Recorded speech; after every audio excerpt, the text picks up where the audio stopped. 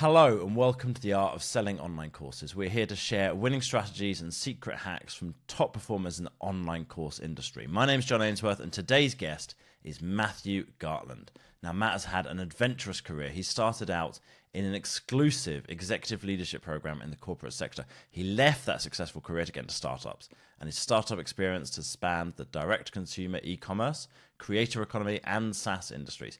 10 plus years and a few exits later, and he leads SPI Media, which you might know, smart passive income that Pat Flynn had started. He leads that as CEO, and he's an advisor and investor to tech companies on the side. His greatest joy is spending time with his wife and 2 little girls.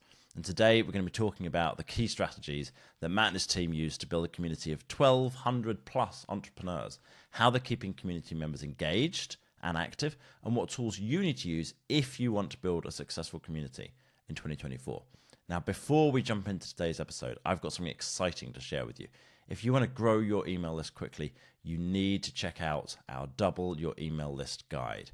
Having a bigger email list makes everything else in your business easier. It means every time you do a promotion, you make more sales, you make more revenue, help more people.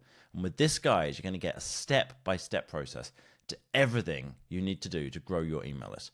If you follow it, you'll very quickly experience a boost in your lead magnet conversion rates and see more people joining your email list. And we typically see an increase in new subscribers each month of between 2 and 10x. We had a client recently where we implemented the system for them, and they went to 45 times more leads per month just from implementing this system. So grab your copy of the Double Your Email List guide at datadrivenmarketing.co/double and watch your email list transform. Matt, welcome to the show, man. It is a thrill to be here. Thank you for having me. So, at Smart Passive Income, you have built a community of over 1,200 entrepreneurs.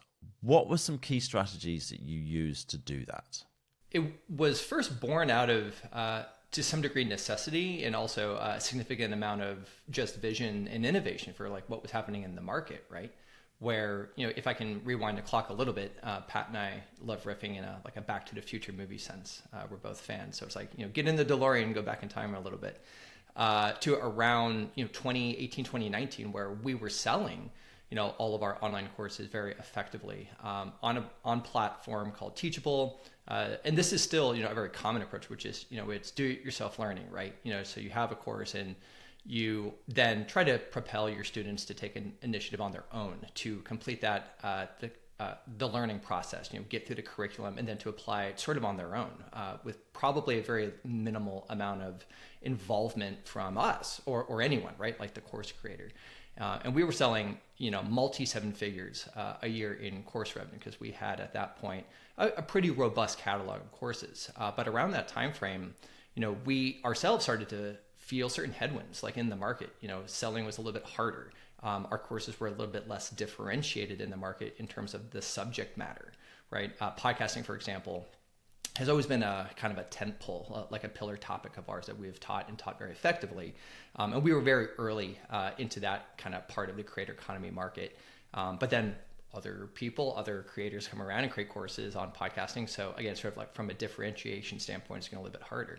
So taking that side of, I'd say, like the thinking, plus like where do we want to serve and how do we want to serve differently and better, and try to promote ultimately bigger outcomes.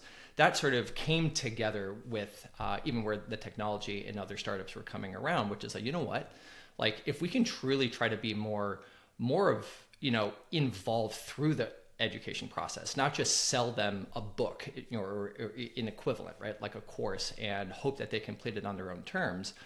Can we be more involved end to end? So that was where community came around, and it's maybe a little bit obvious these days looking back at it, but it wasn't as obvious back then, which was like, can we design truly sort of an end-to-end learning experience and be with our students all the way through? So that was the big kind of jumping off point for like why we really pivoted the entire business model away from just selling online courses one time, which today we don't at all. So we took that business that was doing multi 7 figures a year, we brought it to zero. We don't make any revenue anymore in terms of selling courses one-off, and we sell now everything through a community-driven offer, which is now on a platform called Circle. And to round out this part of, the time machine story, it was, again, built to then be able to facilitate questions. And I guess this is maybe the key kind of strategic insight, which is, can we bridge the gap between learning and action? Helping our students actually apply what they're learning and overcome, any number of potential mental barriers, like, hey, I just learned this thing, but am I really good enough to apply it? Can I really do that? So there's a mental factor there, but then also just like some tactical questions along the way around, okay, how truly do I solve this? Or maybe there's a hiccup question that we have to get them over. And if we're not involved with them kind of through that learning journey, then we don't have as close an opportunity to get them over that little hurdle for them to apply what they've learned.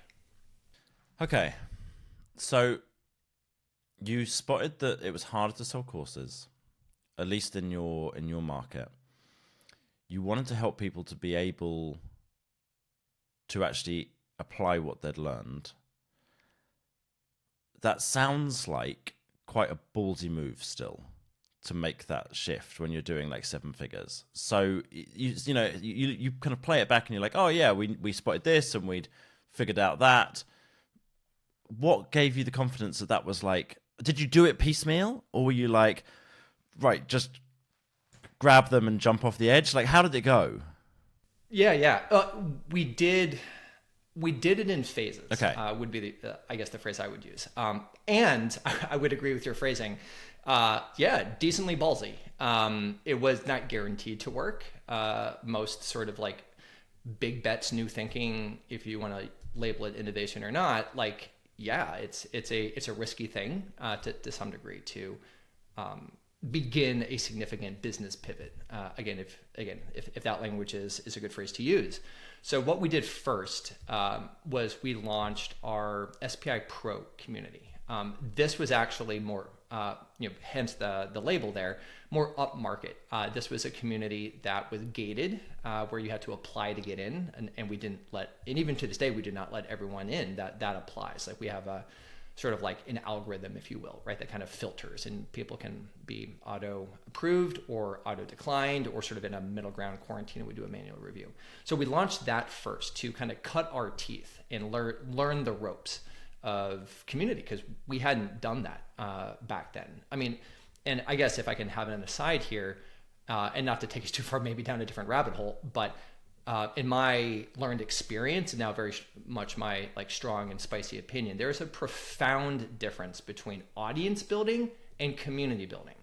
So when we start to talk about community and what does it take to get good around community, to not only sell community, but then to retain members inside your community, it's a very different strategic view. It's a different set of skills and tactics that are required to do that well, versus audience building, which both are really important and they're complemented. They're just not the same thing. So anyway, back to, I guess, the story at hand. We launched Pro first, which was not that particular community offer built to be a learning community. It was much more a professional networking and pseudo mastermind community. So at that time, we were still selling our courses, kind of a la carte, DIY courses on Teachable. And it was actually 3 former Teachable, employees or kind of top performers that left Teachable to co-found what became Circle. So we got on board with Circle. I think we were, like customer number 5 or somewhere within like their first 5. It was pretty awesome. And have obviously done very well since then. So that was sort of our foray, so that we didn't, like, it was still a ballsy bet, but it was like a measured calculus. Like, okay, we'll keep selling courses. Let's launch community. We want to be more involved. And then what we ended up doing also as a part of this kind of like journey through time was we deplatformed off of Facebook all of our student groups. So once upon a time, as we were selling, a vast volume of online courses, we were trying to provide some form of connective tissue to, again, support members, or I guess members, really, that term didn't exist back then, to support our students. So we had independent Facebook groups per course. So if you bought Power Up Podcasting, for example, and learned podcasting, and then wanted to meet other students that had also gone through Power Up Podcasting, here's this Facebook group that you would only ever get, invited into and access into if you had purchased that course, right? And that's a very common approach. There's a lot of other successful creators, that have used that sort of mechanism in the past, and that, quite frankly, still, I think, use that sort of a solution set. So over time, we deplatformed off of Facebook and took all of those like learning student groups out of Facebook and then put them onto Circle. And then that was, again, sort of part of moving the ball forward, right, towards this larger vision that became sort of an all-encompassing, almost like learning ecosystem, on Circle. Down that runway is when then, and this again came after the launch of SPI Pro, came what we call our All Access Pass. So All Access Pass is properly our like learning and development community. It is not gated in the sense that people don't have to apply to get in. It is a paid offer. That is where all of our courses now live, the big ones like Power Up Podcasting, as well as smaller, more compressed, what we call like mini courses or workshops. And all in, we have, I believe, at least 18 courses. The big ones, like our big flagship ones, or our more kind of smaller, compressed ones. And that's where our now members can gain access to all that curriculum on demand, based on their interest and their availability. But the key differentiator that we built into over time, drawing on other kind of prevailing concepts in the market, would be the notion of cohort-based courses, which have done pretty well. And we call those accelerators, and we run accelerators inside our All Access Pass community. So here's Power Up Podcasting. You can learn it on your own. It's totally on demand, available to you. But here, in 3 weeks, we're going to be running a live with async components, accelerator, again, is our term for it. 6-week program that will take you through our Power Up Podcasting material.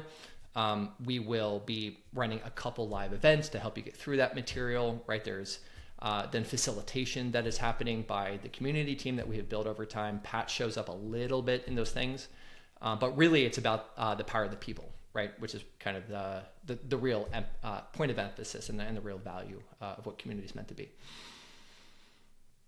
Okay, so you've got a number of elements there that are about keeping people in the community that you've mentioned. So you've got the cohorts as people are going through the course at the same time and applying it. You've got the fact that you've got everything is set up within Circle instead of the Facebook groups. You're creating a way for people to connect with each other. They can ask questions in there. So that's like some of the, I'm sure there's a lot more, but that's some of the things that are helping people to stick around in the community. So you have like longer term members. What's different in terms of selling the community versus when you were selling individual courses? Right. I would say that one of the profound differences is just the emphasis, if you're kind of like put them on a scale, right, is shifting the emphasis more in the direction of outcomes versus just learning.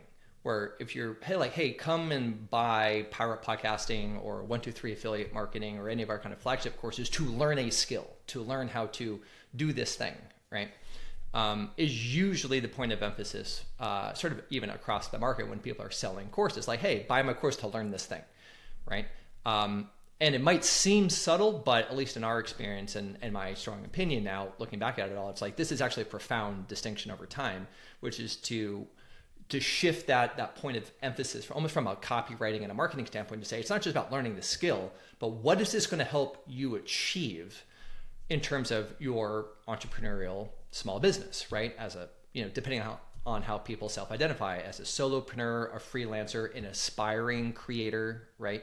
These kind of different persona types. So why learn podcasting? Not to have a podcast, right? But because podcast helps me to potentially enrich and nurture an audience that can then support my small business. So if I can learn podcasting plus email marketing plus how to price my offer correctly, whether that offer is a course, and we have an entire curriculum on how to design and sell courses called Heroic Online Courses, then like the collection of these different learning modules through a journey from A to B gets them that outcome, gets them that almost transformation, if you will, which is I'm going from a spot of just starting and learning the ropes of entrepreneurship, and I want to achieve more financial freedom and professional fulfillment on my own terms. And I need to learn a collection of things in a certain sequence or combination to arrive at that sort of bigger idea and that bigger result. So that's what we sell. We sell the journey. And then along that journey, we have different key skills and learning things that we know from our personal experience, having done this all the way back to when Pat started a brand on his own, now to today serving, a global reach of, hundreds of thousands of people across all our channels, right? So that is what we sell. We don't just sell courses. We sell going from basically $0 or, depending on where you are in the world, going from zero in income to hopefully some full-time status, depending on how, you yourself want to define that for yourself. And do you feel that you couldn't make those claims when you're selling courses versus the community? Or was there is it a level, is it how far you could promise with it? What's the difference in the way that you actually would write something about that? Yeah, a couple of things come to mind.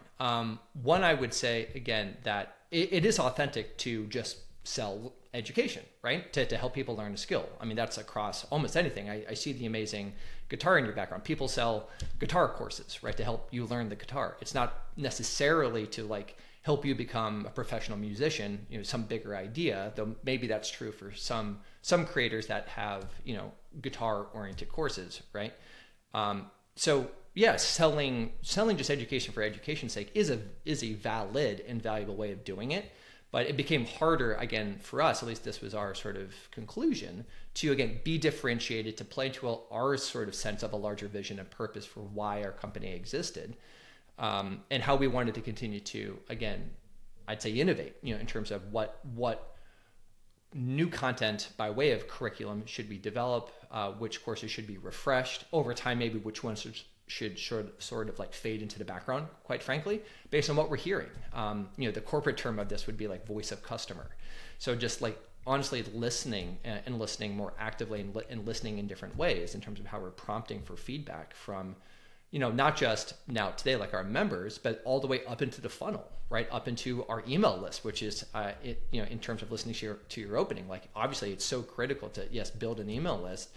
But I would add to that so that you can listen. It's almost like market research. I know that's, again, sort of yet another corporate-y phase or phrase, but to really listen and understand what your potential customers, not yet customers, right, but your potential customers that are on your email list, but they haven't made a purchase yet, are telling you, where are their needs. And that would be probably the second thing, coming back to your question, I'd elevate.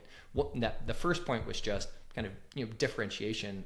Again, two is what is changing in terms of demand, customer demand, and what we were seeing just around kind of the state of the internet, quite frankly, and then certainly the pandemic factoring into this as well when that popped off.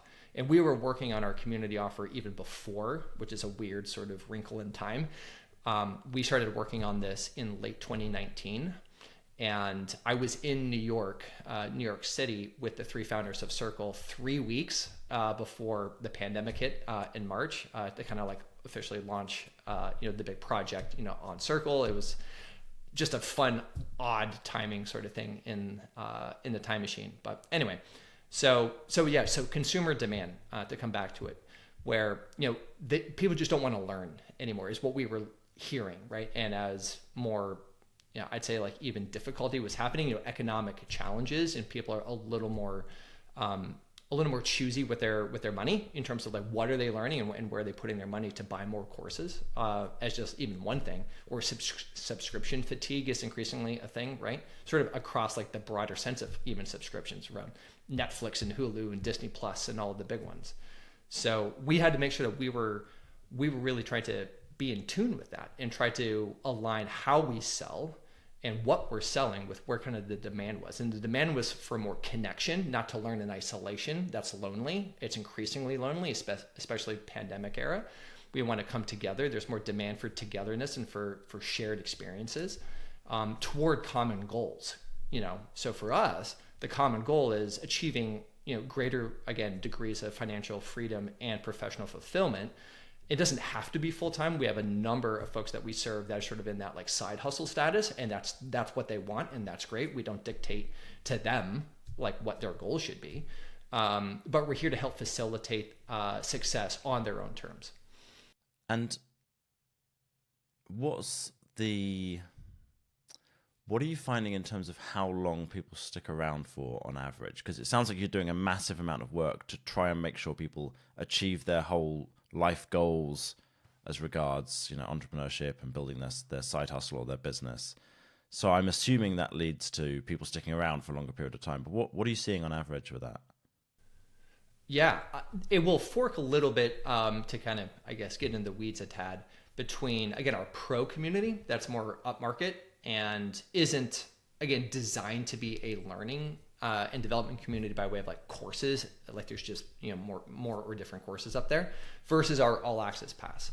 So in terms of engagement rates and retention rates are going to be a little bit different whether we kind of isolate our all access pass community versus our pro community. In aggregate, we have very strong retention rates. So in terms of like churn, if you think about it, even in terms of like comparables to the software industry, the SaaS industry, kind of 10% is a benchmark. You'd like to be a little bit below that, and we're a little bit below that. Just as we've even kind of built and grown this year, as just even I guess this is another industry comment. Now community has erupted right over the last couple of years, and there's so many now community offers. And like here again, a little bit is okay, how are we continuing to think about how we are differentiated, how we are investing in different ways into our community to stand out and be different and therefore attract not only new people into our community, but also help with retention. So in full candor, we have seen a little bit of an increase in terms of our churn and therefore a slight decrease in our retention this year. So like that's an active conversation on the team, but still very much within healthy zones. But it kind of plays into even part of the meta conversation, which is great that we're having here, which is, how do you keep thinking critically about the state of your business, what you're selling, the information, the courses you're selling, and in our case now, a very community powered or community driven offer.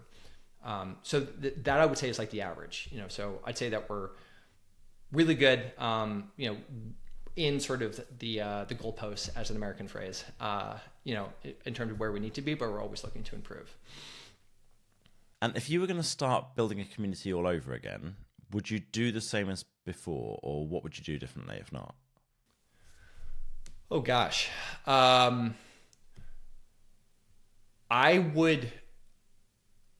think we did it okay, but I don't want to just say that we did it perfectly because we didn't.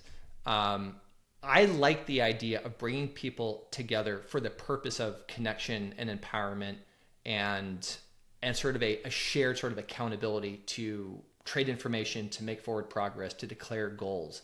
Those sorts of things are, in my experience, more palpable, like stickier, more valuable than just one piece of curriculum, like one course versus this different course. And that's what we did do with Pro. Pro, again, when we launched SPI Pro in 2020, was not sort of this bigger transformation into community-powered learning by way of courses. I still think that's the right move because really people will stick around increasingly over time, not for us, right? Or not for you, John, if you were to launch a community. People obviously still come to SPI because of Pat. He's still just a tremendously awesome, valuable, gregarious, personable guy. So that's still like a big factor in terms of discovery and whatnot. But when you think about and what we see and hear inside the community over time, like friendships happen, potential business partners happen, right? Or collaborations are happening, and people stick around not for like, the famous person, they stick around for each other, right? And that's kind of one of the key insights that I think, not that we got everything right, but I think we got that right. In terms of thinking about how we design shared experiences, accountability mechanisms, office hour events where it's not just about us, being in the spotlight, but bringing people together to answer their own questions. And then eventually when we started launching our version of those cohort-based courses, what we call accelerators, yes, it's helpful, but really it's like those student groups that are like trading notes with each other and like interacting with each other. Like that's the magic that keeps people around. So that I would replicate, that I would do again, is really focus on, what can you do as a community builder, especially if you're maybe considering this a community offer either as a pivot away or a pivot forward, maybe I'll say, from just selling online courses by themselves, or if you're going to have a complementary offer. I'm not saying that everyone listening should all of a sudden stop selling, online courses in an a la carte DIY manner. I'm not saying that. It's just to think kind of critically about how you want to serve your audience. How can you serve? We have a team, right? Not everyone has a team. Not everyone wants a team. Not everyone should have a team. Right. So like think critically about community. And I think that's maybe another point worth kind of sticking on, which is, with the community-based offer, it's not passive. And it's a little bit ironic, just to even call it out. Like our brand is Smart Passive Income. We've thought for a while that probably should try to be sunset in some way. We even try to not say the full name in a weird way, like out loud anymore, because we try to do like the HBO or the IBM sort of thing these days, which like those much larger corporate brands, like they have a name, but it's almost like no one knows about it. You just know IBM or HBO, right? HBO is home box office. I mean, that's from like what, the 70s or the 80s. So anyway, for us, it's like it's SPI. But I was drifting. The point here, at least on community again, especially if you're trying to do community powered learning, is, and if it's just you, is you do need to show up. It's not about you necessarily. It's still about trying to get the right people together and to have your members meet each other and to foster those relationships. But you need to develop a different set of skills likely than what you have today. Facilitation skills, different community strategy skills, certainly the tactical and technology skills, depending on what platform you're using to enable all of that. And usually those are not skills that, say, a creator has by default, right? So those would be new things to learn. And what technology or platforms do you think people should use for building a managed community, and why? Yeah. I would ask the question to help inform sort of the answer to certain technology choices, which is like, what's the business that you want to have in the future that maybe you don't have today? And how can you make that that business, especially if you're a company of one, sort of phrasing, like if you're a solopreneur and you want to stay a solopreneur, what technology, hopefully, if you make the right choices, is going to be as manageable as possible for you. And increasingly, just if you look at the market, right, there's been a lot of consolidation of technologies, whereas like bigger companies are acquiring smaller companies and thus like enriching their feature sets, and or the big companies, such as HubSpot, they're all in one. Like you can go to these larger platforms and you can have website builders and email marketing and courses and community. Like these platforms are out there. Thinkific and Kajabi, or other very credible options, that are out there that have increasingly a much wider sort of footprint in the market in terms of like what their features are. We use Circle and love Circle and definitely recommend Circle, at least for strong consideration, right?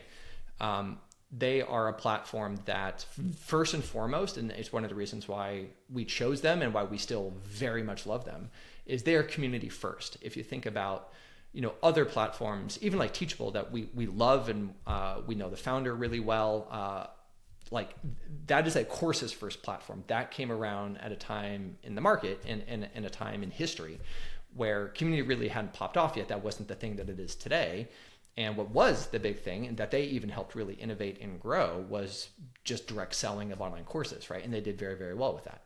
So if that's the business model you want, to kind of go back to, I would say like almost my MBA question, which is like, how are you thinking about the design of your small business? How do you want to compete in the market? How do you want to manage and grow and sustain, that business? And then choose the right tools, meaning technology, to actually implement and manage that business, right? Circle might be the right choice for you. It may not be the right choice for you. So just think through that business question first.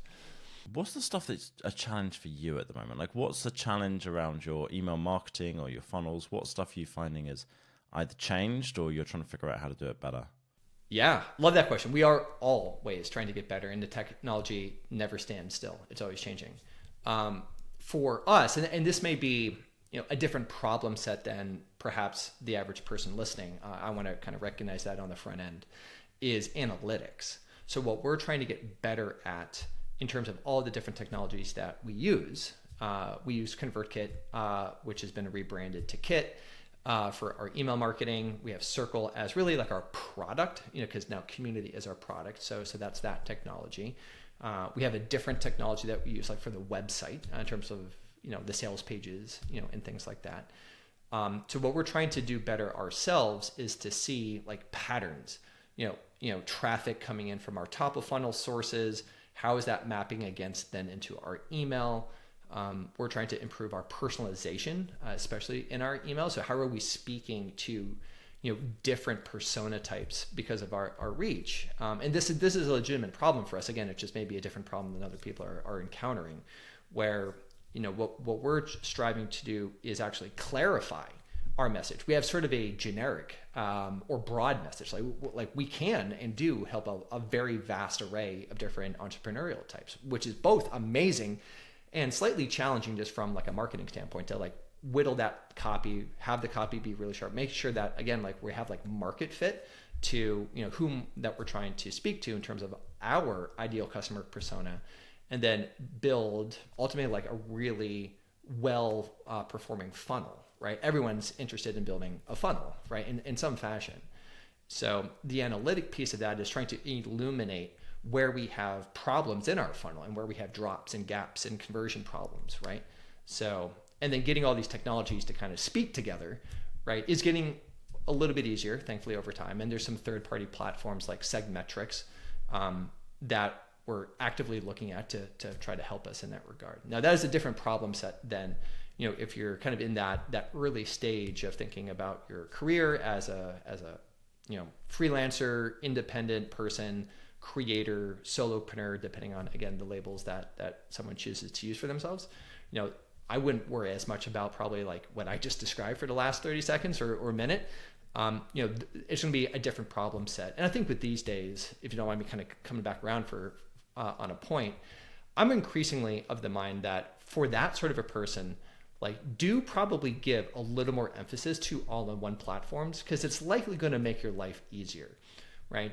Most of the people that we serve in our community and our broader kind of audience, they're not coming from technology backgrounds. We are helping, moms and dads find side hustle income, right? Or stay-at-home parents. We're helping folks that are leaving, very non-technical careers, right? And that's an amazing thing. So to the degree that you can kind of lower the technology barrier and make technology less of a concern and less of a even scary thing, then yeah, I'm of the mind that like thinking about fewer tools to use is increasingly a worthwhile sort of decision point. Nice. So if people have been listening to this and they're like, man, this SPI Pro thing sounds phenomenal, I need to go check it out, or they want to check out the All Access Pass, where should they go to find out more? That's very kind. I might, if I can get away with it, even offer like two thoughts. Just to kind of connect with us and learn, check out our story. Pat writes a really great weekly newsletter, free, as all good emails hopefully are. So you can come or go to smartpassiveincome.com/newsletter. It's the Unstuck newsletter. And it really does speak to one of these prevailing kind of realities and common struggles for, at least for us, the people that we serve, which is they get stuck and they tend to get stuck for a collection of different reasons pretty early into their process, right, of trying to develop themselves as entrepreneurs. So if that even theme and that story of being stuck and whatnot maybe resonates with anyone, Pat's newsletter is great. So you can check that out. And then second, to a lot of the substance that I'm really grateful, John, we've had a chance to kind of explore today around courses and community and all of this sort of stuff. Yeah, I think our All Access Pass, even if someone just wants to like look at how we position it, sort of how we describe our product, get a little more information on our accelerators, which again is our version of a cohort-based course, you can go to smartpassiveincome.com/all access. And that's that All Access Pass, which is of the two. I didn't get a chance to maybe mention this previously, but the All Access Pass has been the one that has grown the most compared to Pro. We still love Pro, but again, as I think about through sort of an executive business lens, like we're trying to make sure that the thing that we sell is really well aligned with the market segment we want to serve, right? And find that market fit, quote unquote. And All Access Pass is right there for us, which is fantastic to say. So invite folks to check that out. And certainly if that community seems like it'd be very valuable to someone on their journey, we'd be honored to serve you if you chose to become a member. And as a part of the follow-up, we could, John, certainly like extend a special discount to members coming through from your audience. Nice, cool. Yeah, my marketing manager has been a member of the All Access Pass before when working on stuff around the podcast, so can thoroughly recommend it. Great. It's been really good. That's very kind to hear. Thank you. So if you found this interview useful, you want to get future episodes, subscribe wherever you've been listening. And thanks as always for listening to the podcast. We love you guys. Appreciate you for coming on this journey with us. Matt, thanks so much for coming on today, man. Really appreciate your time. Yeah, really grateful for this. Thanks, John.